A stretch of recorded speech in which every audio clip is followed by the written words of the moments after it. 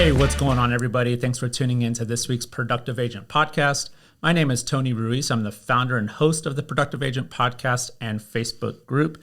And today I'm joined by the team leader of Keller Williams Legacy right here in San Antonio, Mr. John Totin. How's it going, man? Hey, doing pretty good, Tony. Appreciate Awesome. you having me on here. Yeah, thanks for, accepting the invitation. And I'm excited to pick your brain. We were introduced by, I guess, Shane kind of introduced us. We've played some golf together. We've had multiple lunches and conversations about different things in real estate, and look forward to sharing your knowledge. So Sounds like a plan. let's do this. So, John, tell us a little bit about yourself. Where are you from? Where'd you go to school? What's your background? All right. Born and raised New Jersey, and got to Texas as quickly as I could. So let's see, right out of high school, going to college, was going to go play baseball. My girlfriend, high school sweetheart at the time, we found out that she got pregnant, and life took a completely different turn. Yeah. Some responsibilities. Yep, some responsibilities. Yep. I actually went down to Arizona, was going to go to ASU, and found out she was pregnant, came back, had our son, got married. But during my time in Arizona, I was waiting tables at Olive Garden. Okay. And that's where I was introduced to the idea of real estate and mortgage lending. Okay. Very cool. Yeah, I waited tables at Alamo Cafe, and it was honestly one of my favorite jobs that I ever had. And I encourage my daughter to do it someday when she's old enough. But I think it definitely develops, communication skills. Absolutely. And like service and taking care of people. Right. So, Absolutely. well, Absolutely. cool. So family right now, my wife Lisa, and then my son. We obviously started at a young age. So he's a senior at Johnson. Yeah. 18 years old. So the ongoing joke is that me and my wife will be empty nesters at age 38. Oh, nice. Yeah. All right. Very cool. You got a long life to live as empty nesters. Well, what is your son's plans after school? Is he going to get his real estate license? Maybe not right away. Yeah. Who knows? If you were to ask him right now, he'll tell you that he's going to Australia to pursue an internship with underwater diving. The last couple summers, he's went to Baja California and Honduras to get the certification. So Wow. maybe something in that field. That's cool. But yeah, we don't pressure him. Whatever he decides to do, we'll support. He's a football player, right? Yeah. How was the season this year? Season was good. Made it to the second round of the playoffs, and then lost. But Okay. it was a good season. Good. Right on, man. So you were at Olive Garden, and who or what introduced you to lending was like your first position in the real estate world. Is that right? That's right. I had to say it was probably my East Coast accent at the time, and just my personality, where a couple lenders had said, you would be good at this, along with a real estate agent. But at that time, I guess lending spoke to me most. That probably wasn't the plan. The plan was, again, to go to school, play baseball, and who knows what would have happened. Yeah. But having our son at a young age and having to grow up a lot quicker and not having the ability then to go to college, I had to decide quickly a profession that would pay the bills and I could see myself scaling. So I looked into mortgage lending, and that's how it came about. Well, cool. I mean, it all worked out. You've done it all, and here you are now. So that's good. So talk to me a little bit about lending and that side of things. What did you learn in that business? What year was that when you started? It's more like, what did I learn not to do? Okay. I started in 2005, so during the whole subprime boom, which, looking back at those few years, I now realize why the industry collapsed in 2008 the way that it did.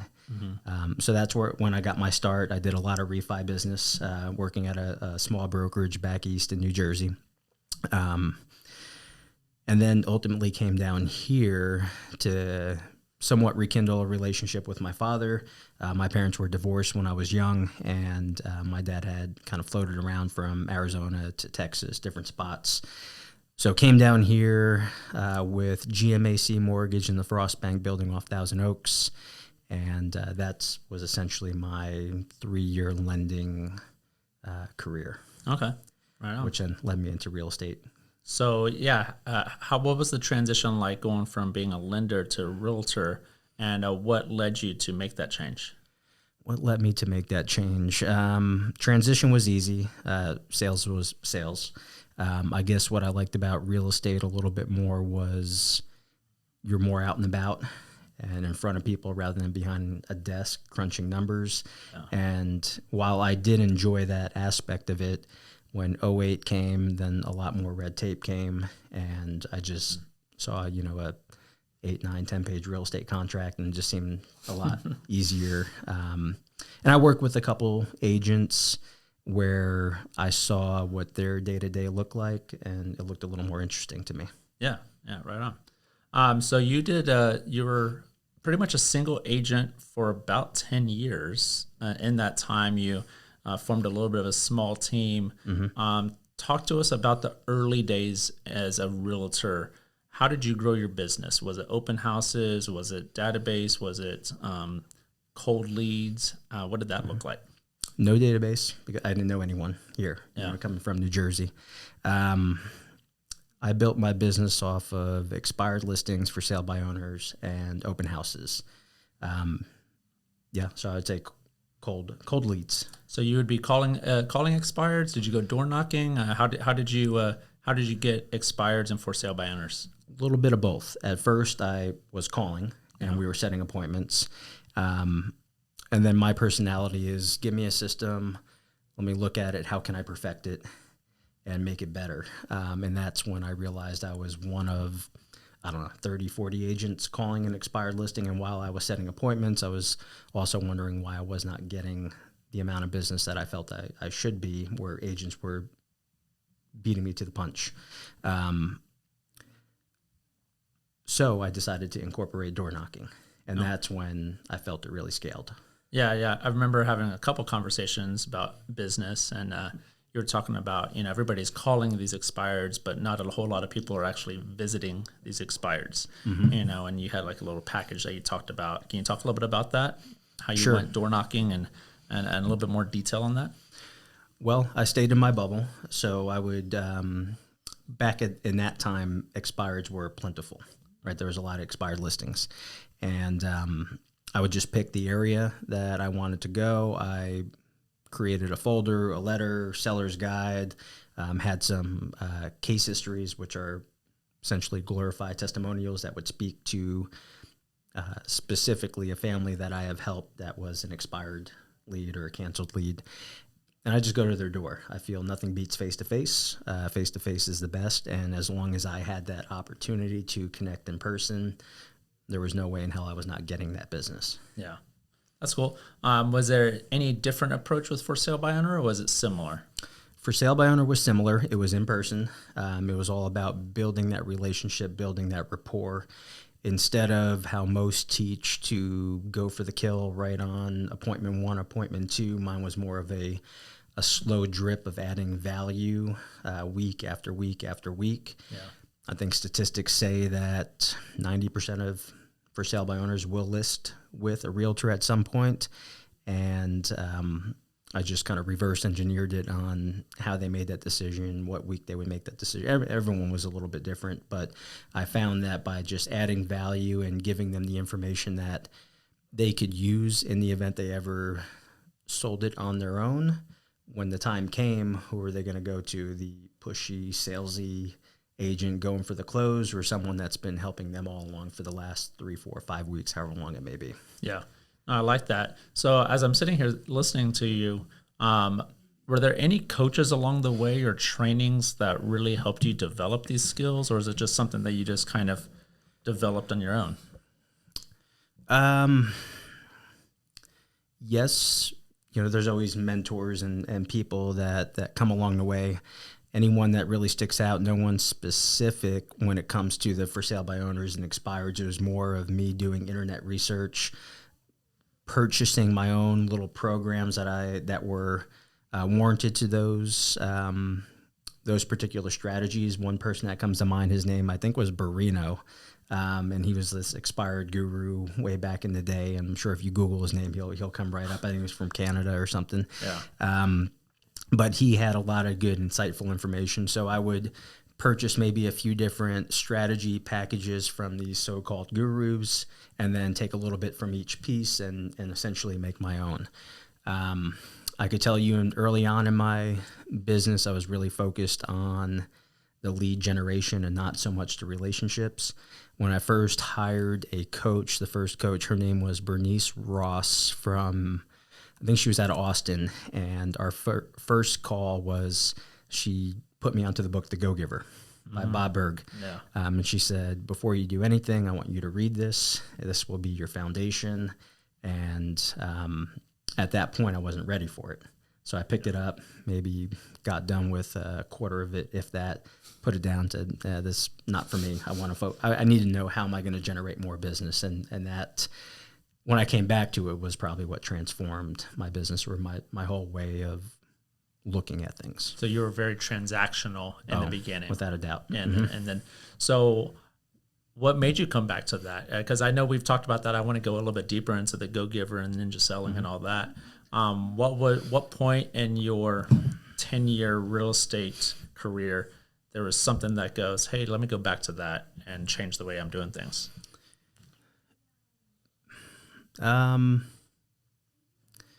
What was it?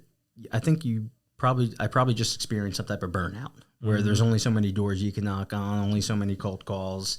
And through that journey, that's where I came to the conclusion that I really didn't like, or maybe not like is a poor choice of words, but I wasn't fulfilled by helping people buy and sell. I was more fulfilled with the strategy behind it, how things worked, creating those ideal programs. So I think that's, once I started getting real with myself on what I wanted to do and looking back at my business, I picked up the Go-Giver again. I don't know why. It was just happened to be there. Yeah. And I read it and said, this is really the only way to do business. Yeah. I think Shane introduced me to Go-Giver, but then you immediately sent me Go-Giver Sells More. I think there's the green book. There's a red and green book. And I think there's like 2 or 3 more that I need to read, but it's such a good book. Another great book that was introduced, and I know we've shared things back and forth, is Ninja Selling. When were you introduced to Ninja Selling? And I know you've been to installations. Tell us a little bit of your background with Ninja. All right. So could be somewhat of a long story, but I'll try and tell it as quickly as possible. So during flashing back to the Go-Giver book, and then when I actually picked it up, read it, that's when I started my transition out of real estate. At that point, I had a really good SOI, and I was doing some internet lead generation, some Google PPC, some different things. Had a small team, but realized I did not want to really produce anymore. I wanted to do more strategy consulting, and I picked up the Go-Giver book, read it, loved it, and then went down a rabbit hole. Contacted the author, was surprised that he got back to me same day, and I was blown away by that customer service, where I then decided to purchase what they call, I think it's the Go-Giver Mastermind or Beyond the Mastermind. It's 2 or 3 days with Bob himself and his right hand, Kathy, with 8 other professionals in Florida. So took the trip down there to learn how to implement the 5 laws in the Go-Giver book into my real estate business. Just so happens that there was maybe 3 or 4 other real estate agents at that event. And then when that happens, Bob says he brings in his expert, which good friend of mine now, Dennis Giannetti. He's one of Ninja's instructors, certified coach through Go-Giver and Tony Robbins. But I met Dennis there and found out that Ninja Selling is essentially go-giver for real estate in a way, Yeah. right? If you go to the Ninja Selling installation in Fort Collins, Colorado, part of your welcome packet, they give you a go-giver book. They tell you that's your foundation for both life and business. And then Ninja Selling is the how-to for real estate. Yeah, I like that. I'm going to have to revisit Go Giver. It's been a few years since I've read it. Yeah, it's a good one. Something that you always pick back up for me once a year. Yeah, I like that. So you mentioned it. You're transitioning kind of out of everyday sales of real estate. You went into some real estate consulting and strategist, and then you found yourself at expansion leader of Realty San Antonio. Can you talk a little bit about that role? And I know that we had some lunches, and you asked me if I'd be interested in joining you guys and doing all that. So I know you did really well in building that up from nothing, from the ground up. Talk to me a little bit about that position and what that entailed. Yep. So that position was new to me. At that point in time in my career, I was scaling back my real estate business, just working with my SOI, really close friends and family, while doing strategy sessions and business planning and consulting for realtors around the country. I saw this as a opportunity to get me out of real estate entirely. It was with Realty Austin, which is a very well-known name brand in the Austin market. I think they were number 2, number 3 as far as sales go in the Austin market. So a really big presence, and they were wanting to expand into San Antonio. So I took that role. It was great. A lot of good things. They offered a lot of value. Opened my eyes to a whole realm of different things that I really just didn't know existed in the real estate business. And that's where I found out that I like working with agents and guiding agents and helping agents a lot more than I like helping buyers and sellers. So a lot of my day consisted of relationships, networking, meeting with real estate agents, finding out how their business works, seeing if we were a good fit, good match, if we could help, if not. So that it opened up a lot of doors. Yeah. So when you're working with these agents, and similar position here as well, right? And we'll get to that in a second. But what would you say is something that comes to mind that most agents struggle with? Maybe a top 1 or 2 or 3 things that like a lot of agents struggle with pretty consistently that you see. Well, you just said it. Consistency. Yeah. Yeah, that would say that's number 1. If there's no magic pill, right? There's different pillars of business. Everything works to an extent, right? Open houses work, buying Zillow leads work, pay-per-click leads work, door knocking works, cold calling, working your SOI. All of it works. It just depends on your personality. But where agents fail is they think it's just going to happen. And it's really just putting in the work and being consistently consistent about it. Yeah. So I completely agree. And it's just like finding the thing that, fits your personality and you can do consistently over and over and over. Is there anything else? What would be, say, number 2 that pops up consistently as to a struggle besides consistency? Focusing on too many things at once. There's a lot of shiny objects out there, and just focusing on too many things rather than just picking 1, 2, 3 things to really highlight and focus on. Gotcha. Because then you're spread too thin and you're not giving 100% effort to A, B, and C, and you're now giving 25% effort to A, B, C, D, E, F, right? Yeah, I like that. So then you find yourself back here at KW Legacy. You were an agent here for a large part of the time. Your role here is team leader. Can you talk a little bit about that role and what that encompasses? Sure. Well, I feel like, I'm back home, right? I was here for 10 years, solo agent, built a small team. I'll talk a little bit about that. Part-time buyer's agent, part-time ISA, inside sales agent. At that point, when I picked up the Go-Giver, I knew that I had to get my SOI back, my past clients. One of the homework assignments that my coach gave me was to pull all my past sales, and I had quite a few of them, and go through all of them and get their addresses and names and emails and come to find out, there was quite a few people that have bought and sold, right, without me. And I said, never again. Yeah. So got that tightened up. That's when I went down and explored Ninja Selling, Go Giver, and really tightened that up. But transitioning, we were talking about going into this role and what I do now. Yeah. I feel like I'm back home, 5 minutes from the house. Yeah. Great broker owner, Stephen Gregg's been around for a while. And going back to the role at Realty Austin, Realty San Antonio, while let's just say the culture and me clashed a little bit.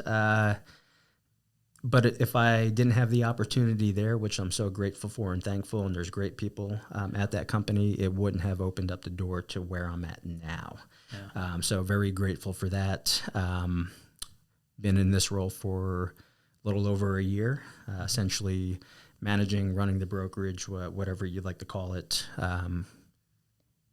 It's a mix of everything, from looking at P&Ls and expenses and creating education calendars and coaching agents and recruiting and retention, building the culture. It's been great. Yeah. I can say I love what I'm doing now. I enjoy thoroughly coming into work on a daily basis. Yeah. So it's just great spot I'm in right now. Yeah, man. Congratulations. Yeah. Thank you. Thank you. On your 1 year and back home, and you're crushing it, man. Yeah. Good job. You mentioned Go Giver and Ninja Selling. Mm-hmm. Any other books? I know you're kind of big into reading books and, always growing and expanding. Any other books that you would recommend that come to the top of your mind?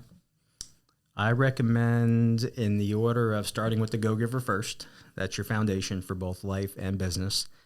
Ninja Selling, that's the how-to. And then I like The Slight Edge by Jeff Olson. Yeah. And that's essentially taking action. Yeah, I like that. Yeah, those are my top three. Whenever someone recommends real estate books, I recommend them in that order. Yeah, right on. Is there anything else that, the listeners are mostly realtors looking to grow their business going into 2024. What do you recommend we really focus on as realtors heading into this new year?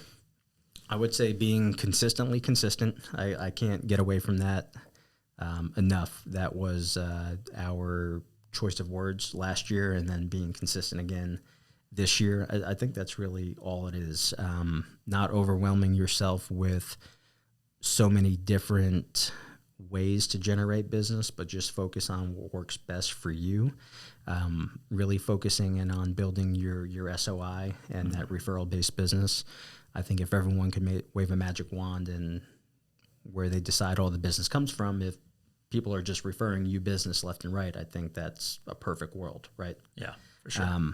So being consistently consistent, not overwhelming yourself, picking, looking at your SOI as your foundation, and then having 1, 2, 3 different ponds to fish from to constantly feed that SOI. Because if you're working that correctly, then you're also pruning it too, right? You're taking people off that list that shouldn't be on that list just because you sold them a house. A good example would be I've sold several hundred homes when I sold, but on my SOI, the people I marketed to, there was maybe 75. There's a lot of people I just didn't click with that I just maybe wouldn't want to do business with again or wouldn't want their referrals. And that's the benefit of running your own business, or from a real estate standpoint, you get to pick and choose who you do business with. Yeah, for sure. Well, cool, man. I really appreciated you sharing your information, your knowledge. I thought it was great. Thank you for coming on the show. If somebody wanted to reach out to you and pick your brain, had any questions either about KW Legacy or real estate in general, what's a good phone number that they could reach out to you? Yep. Good phone number would be my cell, 210-872-8888. How about an email? johntotin@kw.com. Cool. And are you on social media, Facebook, Instagram? Or, no, not really. Much. Okay. You really, I do have a Facebook account. I do have a LinkedIn account. Am I active on it? No. Okay. Social has just never been something I've really been a fan of. Yeah, it's all good. Well, cool. Hit this guy up if you have any questions about KW Legacy, real estate in general. It's a great resource. I know there's certain things that he's taught me along the way that I still use to this day.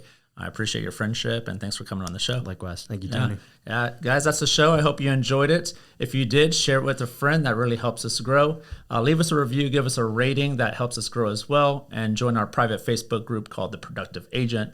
Make sure to follow us on Instagram, TikTok, and YouTube. And we thank you for joining us today. Now let's get out there and go.